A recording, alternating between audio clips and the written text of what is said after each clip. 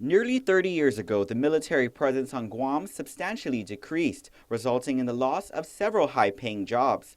As a result, the Guam Chamber of Commerce established the Armed Forces Committee. So the AFC goal, created 18 years ago, was aimed at expanding the military footprint in order to reinvigorate local business and employment opportunities, increase the mix of higher wage jobs that had deteriorated to only low wage service jobs, and also to help improve the island's economy and tax base. And from promoting the strategic and economic benefits to the geopolitical value of Guam and the Marianas to the nation, efforts by the committee have definitely grown.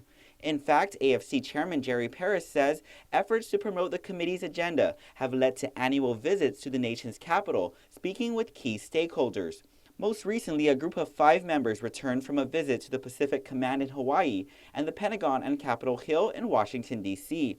Paris explained the key takeaways from these visits during a Guam Chamber of Commerce membership meeting today. One of them is sequestration and the budget environment and how that affects the relocation of Marines. And we found out in talking to several people in the Hill that there's an emerging bipartisan support in Congress now. The visit included meetings with members from the House Armed Services Committee and the Senate Committee on Appropriations. The second major theme concerned China's territorial assertions in our area and their investment in military modernization. The third involved the rebalance issue and the Asian pivot in terms of policy implementation. This is probably the most positive feedback feeling we've had in recent memory with respect to the relocation of the Marines to Guam. And we sense that there's more unified direction, both in the Congress as well as the administration. The HASC is pretty optimistic in overcoming this sequestration path, as I alluded to earlier.